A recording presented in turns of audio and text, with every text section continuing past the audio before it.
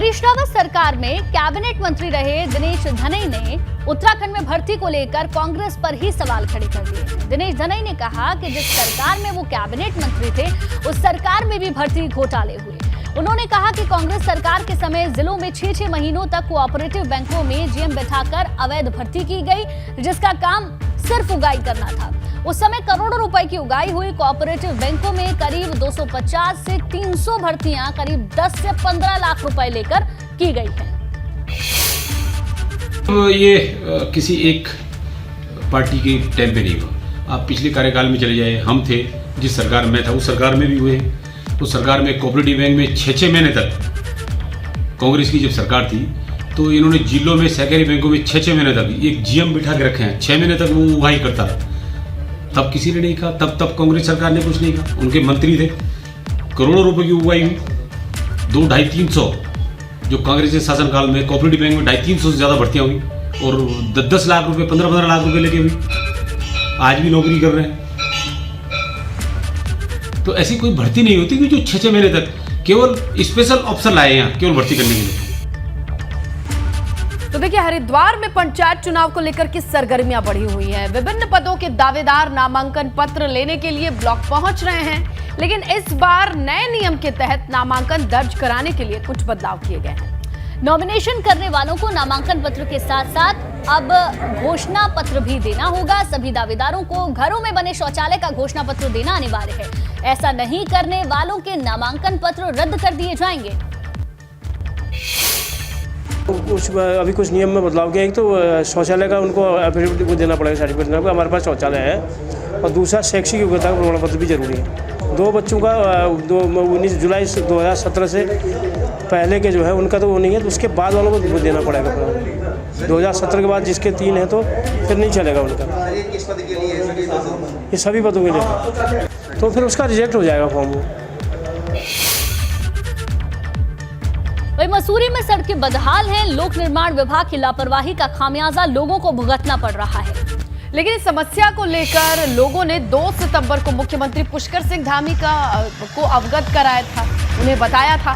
लेकिन लोक निर्माण के अधिकारी एजाज अहमद के नेतृत्व में मसूरी की सड़कों का निरीक्षण करने वो पहुंचे, लेकिन सिर्फ पहुंचे ही, खाना पूर्ति करके वो कहां चले गए। लोगों का आरोप ये है कि कई बार हादसे हो चुके हैं। प्रशासन सिर्फ आंखें मूंद करके बैठा है। कार्रवाई के नाम पर खाना पूर्ति कब तक चलेगी?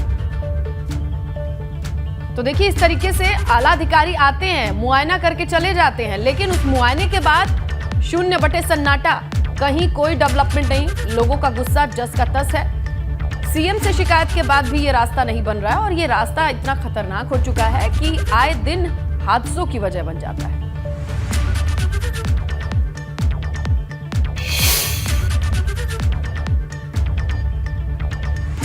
आगे बढ़ेंगे, बात करेंगे जोशीमठ में 10,000 फीट की ऊंचाई पर स्थित मंदिर के कपाट खुल गए हैं। फ्यूलारानाथ मंदिर है और हिमालय में भगवान नारायण का ये एकमात्र ऐसा मंदिर है जिसका कपाट महज 1.5 महीने के लिए ही खुलता है।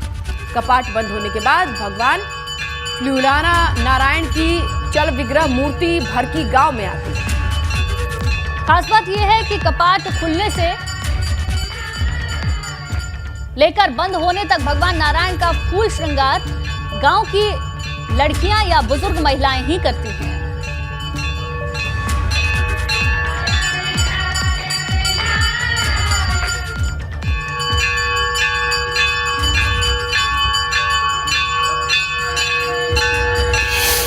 चलिए, खबरों में आगे बढ़ेंगे, बात करेंगे उत्तराखंड के हरिद्वार जिले में त्रिस्तरीय पंचायत चुनाव 26 सितंबर को होने वाले हैं, जिसे लेकर के आज नामांकन की प्रक्रिया शुरू होगी। नामांकन दाखिल करने की प्रक्रिया आज से शुरू होकर 8 सितंबर तक चलेगी। 9 से 11 सितंबर तक नामांकन पत्रों की जांच होगी और नामांकन वापस लेने की आखिरी तारीख है 12 सितंबर। अधिकारियों ने बताया कि नतीजे 28 सितंबर को घोषित कर दिए जाएंगे। तो ये बड़ी जानकारी आपको दे दें, 11 सितंबर तक नामांकन पत्रों की जांच हो रही है। नामांकन वापस लेने की जो आखिरी तारीख है वो 12 सितंबर होगी। इसके साथ ही अधिकारियों ने बताया है कि नतीजे 28 सितंबर को घोषित किए जाएंगे। त्रिस्तरीय पंचायत चुनाव के लिए आज से नामांकन की प्रक्रिया शुरू होने जा रही है, जिसको लेकर तैयारियां पहले से चल रही थी और ये जो प्रक्रिया है 8 सितंबर तक जारी रहेगी। और रवि कैंतुरा हमारे संवाददाता ज्यादा जानकारी के साथ हमारे साथ जुड़ गए हैं। रवि, आज से नामांकन की प्रक्रिया शुरू होने जा रही है, क्या जानकारी, किस तरीके की तैयारी है, आज कौन कौन नामांकन कर सकता है, इसकी कोई अपडेट?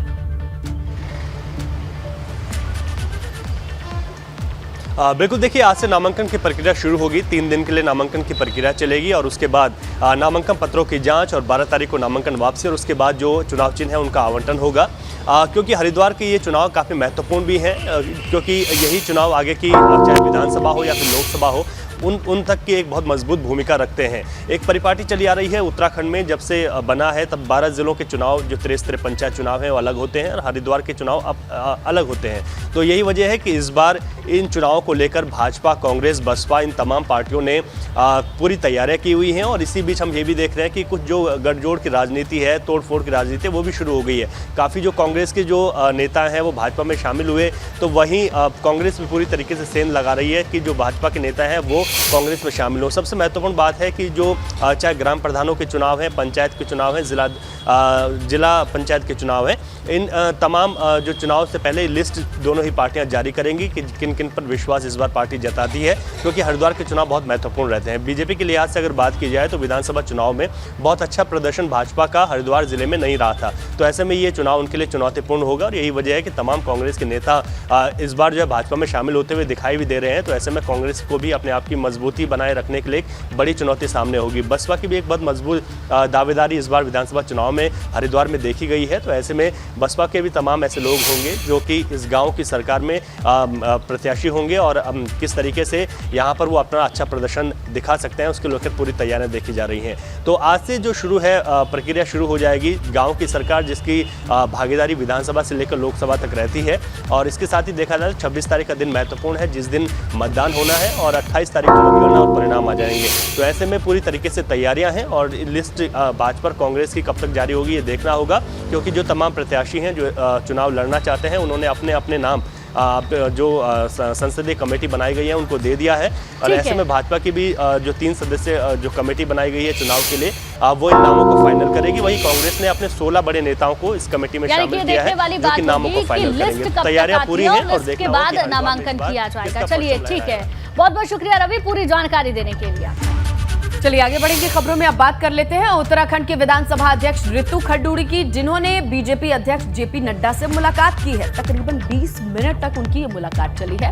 और आपको बताएं कि 2 दिन पहले ही विधानसभा में घोटाले, भर्तियों को लेकर के जिस तरीके से प्रकाश में आए और सीएम ने एक चिट्ठी लिखी और इस पर रितु खंडूड़ी ने 3 सदस्यीय कमेटी का गठन किया है। 1 महीने के भीतर ये रिपोर्ट सौंप दी जाएगी, ये आश्वासन दिया है कि कमेटी अपना काम करेगी। लेकिन लगता है कि पूरा मामला आला कमान तक पहुंचा हुआ है। आज ये मुलाकात की खबर इस बात की तस्दीक करती है, क्योंकि राष्ट्रीय अध्यक्ष से उनकी मुलाकात हुई है, उत्तराखंड विधानसभा अध्यक्ष की, रितु खंडूड़ी की। और विधानसभा में भर्तियां कैसे हुई, बैकडोर से भर्तियां हुई हैं, ऐसे आरोप लगे हैं। अब इन भर्तियों की जांच को लेकर के 3 सदस्यीय कमेटी का गठन हुआ है और इस कमेटी के ऊपर प्रेशर है कि 1 महीने के भीतर वो सारी रिपोर्ट सौंप दें। लेकिन इसी बीच ये मुलाकात जो 20 मिनट की रही, ये कितनी खास है, क्या बातचीत रही, ये अब कयास लगाए जा रहे हैं कि पूरा मामला तूल पकड़ता नजर आ रहा है कि कैसे विधानसभा में भर्तियां हुई हैं। इस पर अब जांच होगी, न सिर्फ जांच होगी बल्कि बात साफ होगी कहीं बैकडोर से भर्ती तो नहीं हुई, मनपसंद लोगों को चयनित तो नहीं किया गया। ज्यादा जानकारी के लिए रुक करेंगे, हमारे सहयोगी अविनाश का फोन लाइन पर मौजूद है। अविनाश, ये बताइए कि क्या वजह रही इस 20 मिनट की मुलाकात से, कुछ जानकारी निकल करके आ रही है? जी देखिए, अगर बात करें जिस तरीके से वहां पे दिलीप पूटिया की अध्यक्षता में जांच कमेटी बनाई गई है और विधानसभा में किस तरीके से आगे पूरी जांच होगी, इसको लेकर के विधानसभा अध्यक्ष रितु खंडूड़ी ने पार्टी के राष्ट्रीय अध्यक्ष जेपी नड्डा को ब्रीफ किया है और बताया है कि किस तरीके से उन्होंने जांच कमेटी बनाई है, आगे किस तरीके से जांच के निर्देश दिए और उनको प्राथमिक स्तर पे क्या क्या कुछ गड़बड़ी लगी है। क्योंकि जिस तरीके से विधानसभा के जो सचिव है मुकेश सिंघल, उनको फोर्स लीव पर भेज दिया गया है, तो आगे किस तरीके से उनका जो कमरा सील करके जांच की जा रही है, तो तमाम सही जानकारी पार्टी के राष्ट्रीय अध्यक्ष को दी गई है। क्योंकि पार्टी के राष्ट्रीय अध्यक्ष इसके साथ साथ पूरा केंद्रीय आलाकमान सख्त है जिस तरीके से उत्तराखंड के अंदर विधानसभा भर्तियां में घोटाले हुए हैं और सरकार की इमेज को कहीं ना कहीं डेंट लगा। क्योंकि प्रधानमंत्री नरेंद्र मोदी से लेकर पूरी बीजेपी कहती है कि वो भ्रष्टाचार के खिलाफ है, जीरो टॉलरेंस की नीति पर बात करती है और उत्तराखंड में इतना बड़ा घोटाला सामने आ गया है, तो इसी से केंद्रीय आलाकमान पूरी तरह से सख्त है। बिल्कुल, अब देखना ये होगा कि केंद्र की दखल के बाद ये जांच कितनी जल्दी आती है और ये जांच निष्पक्ष पारदर्शी होती है, उसकी रिपोर्ट में क्या लिखा रहेगा, इन तमाम चीजों पर नजर रहेगी। शुक्रिया अविनाश जानकारी के लिए। चलिए आगे बढ़ते हैं देहरादून से अगली खबर, जहां भर्ती घोटाले पर बेरोजगार संघ का बड़ा ऐलान। 7 सितंबर को देहरादून में बड़ी रैली बेरोजगार संघ करेगा। घोटाले में बड़े नेताओं की संलिप्तता है, ये बेरोजगार संघ का कहना है। हमारे पास सफेदपोश लोगों के नाम हैं जो धांधली में शामिल हैं। बड़े आरोप लगाए गए हैं, गिरफ्तारी नहीं हुई तो सबके नामों को सामने रखेंगे, तो ये आरोप लगाए जा रहे हैं। साथ ही आपको बता दें, स्नातक स्तरीय परीक्षा को रद्द करने की मांग भी की जा रही है। तो बड़े नेताओं का नाम है, ये बेरोजगार संघ का कहना है। अगर गिरफ्तारी नहीं होती है तो उन नामों को बेरोजगार संघ सामने रखेगा, ये बात कही गई है। देखिए, अभी तो सिर्फ आरोप लग रहे हैं और मैं दावे के साथ कह सकता हूं कि ये आरोप सिद्ध होने हैं। यदि सरकार और एसटीएफ समय से रहते हुए इनका खुलासा नहीं करती है, इन सफेदपोशों के नाम सार्वजनिक नहीं करती है, तो हम उत्तराखंड बेरोजगार संगठन इस जो सफेदपोश है इनके नाम सार्वजनिक करेंगे। आगे बढ़ेंगे, बात करेंगे जिस तरीके से उत्तराखंड में भर्ती घोटाले का जिक्र सामने आ रहा है। अभी तक वन दरोगा भर्ती पर सवाल नहीं उठ रहा था, लेकिन यहां भी सवाल उठ रहा है। उसमें भी गड़बड़ी का कबूलनामा सामने आ चुका है। हालांकि सीएम धामी के आदेश पर एसटीएफ जांच कर रही है। बिल्कुल, जिसके तहत एसटीएफ ने 2 आरोपियों को गिरफ्तार कर लिया है। बताया जा रहा है कि दोनों आरोपियों ने छात्रों से लाखों रुपए लिए थे। रिपोर्ट आपको।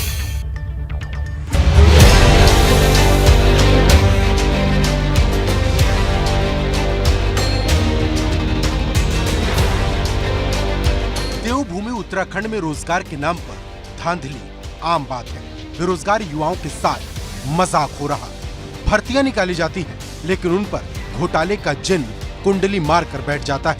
ऐसी कोई भर्ती नहीं और ऐसी कोई सरकार नहीं जिस पर सवाल न उठे हो। उत्तराखंड में वन दरोगा भर्ती ऑनलाइन कराई गई थी, लेकिन नौकरी के नाम पर ठगने वालों ने इस भर्ती को भी नहीं छोड़ा। सीएम धामी के आदेश के बाद डीजीपी अशोक कुमार ने जांच के आदेश दिए, तो एसटीएफ की जांच में धांधली की पुष्टि हुई, जिस पर अब वन विभाग के प्रमुख वन संरक्षक विनोद कुमार सिंघल का कबूलनामा सामने आया है। चयन की प्रक्रिया पूरी जो अधनिष्ठ चयन सेवा आयोग है उसके द्वारा की गई है और एसटीएफ उसकी जांच के लिए आदेश हुए। तो जो एसटीएफ की जांच में पाया जाएगा तो फिर वन विभाग उसके जांच के आधार पर अग्रिम कार्रवाई करेगी।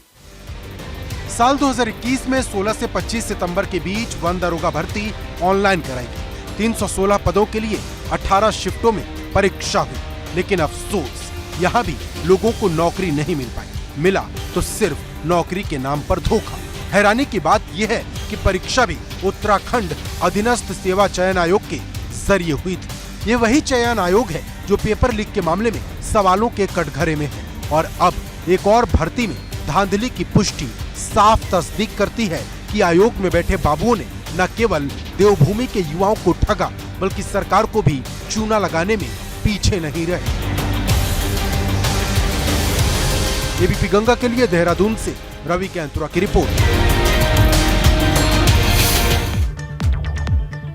वहीं उत्तराखंड में जल्द ही सख्त भू कानून लागू हो सकता है, क्योंकि भू कानून के अपने गठित कमेटी ने अपनी एक रिपोर्ट तैयार कर ली है।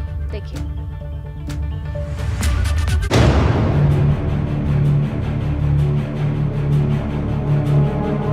पहाड़ बचाने का सपना साकार होने वाला है।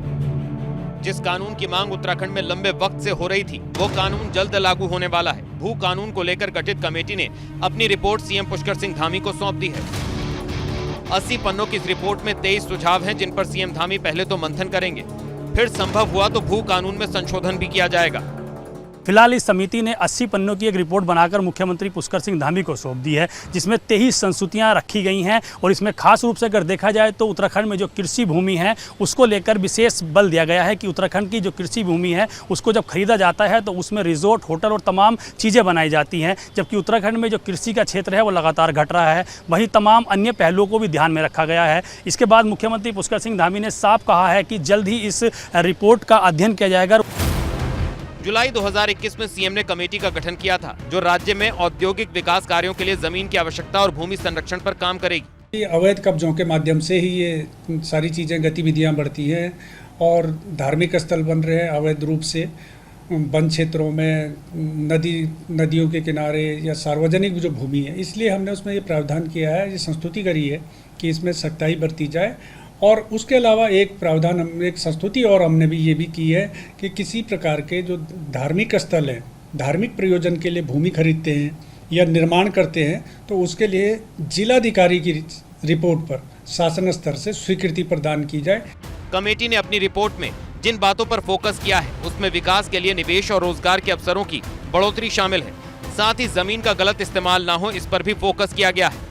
भू कानून कमेटी में अध्यक्ष समेत कुल 5 सदस्य हैं। इसमें समिति के अध्यक्ष पूर्व मुख्य सचिव सुभाष कुमार हैं। सदस्य के तौर पर 2 रिटायर्ड IAS अधिकारी DS गर्ब्रियाल और अरुण कुमार ढोंडियाल शामिल हैं।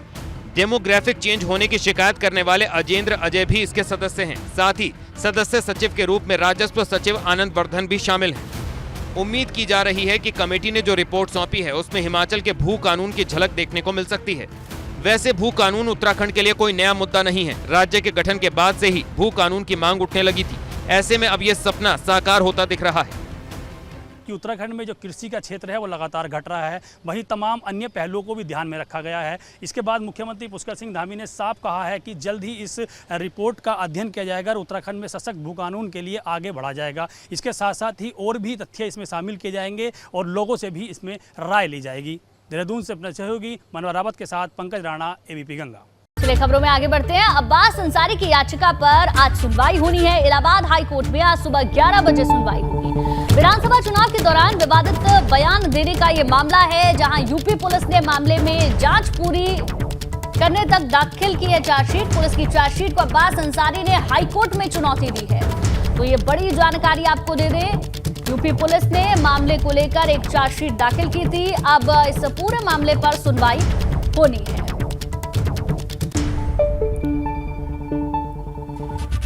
आगे बढ़ते हैं, खबर गाजियाबाद से। सराफा कारोबारी को बदमाशों ने गोली मारी है। लोकेंद्र यादव नाम है सराफा कारोबारी का, जिसे गोली मारी गई है। इलाज के दौरान सराफा कारोबारी की मौत की भी खबर मिल रही है। लोनी थाना क्षेत्र के DLF इलाके में यह वारदात हुई है। संदिग्ध हमलावर बदमाश को पुलिस ने हिरासत में भी ले लिया है। लोकेंद्र यादव नाम है सराफा कारोबारी का, गोली मारकर हत्या की गई है। घायल अवस्था में अस्पताल ले जाया गया, लेकिन इस पूरे मामले पर चलिए ज्यादा डिटेल हमारे सहयोगी शक्ति के पास है, उनका रुख करते हैं। शक्ति, कौन है ये लोकेंद्र यादव, क्यों गोली मारी, कुछ इस बारे में पता चल रहा है?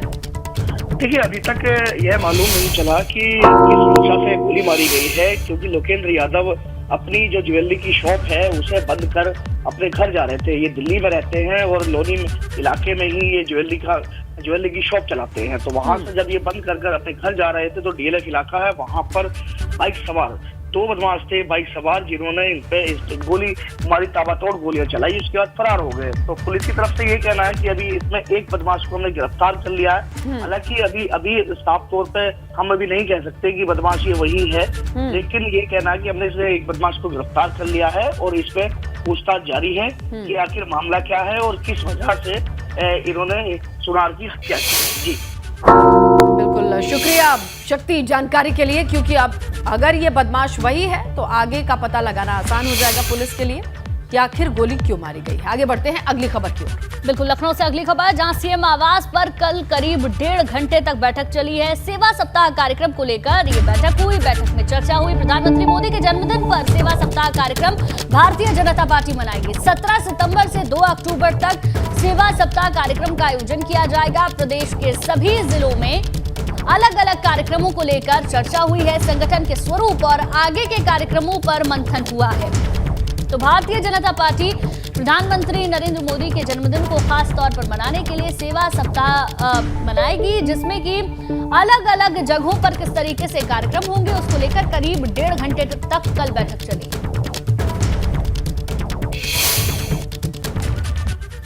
इसके साथ आपको बताएं कि लखनऊ में आज योगी कैबिनेट की बैठक की खबर मिल रही है। CM योगी की अध्यक्षता में यह बैठक होगी। लोक भवन में सुबह 11 बजे यह बैठक होगी और कई अहम प्रस्तावों पर मुहर लग सकती है। 10 से ज्यादा ऐसे प्रस्ताव हैं जो पास हो सकते हैं।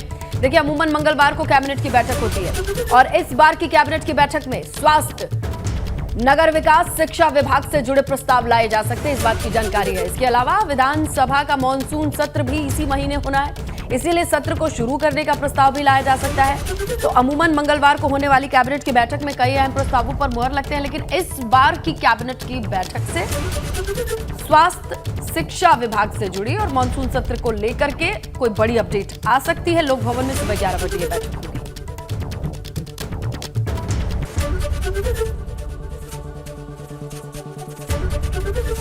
एबीपी गंगा, खबर आपकी, जुबान आपकी।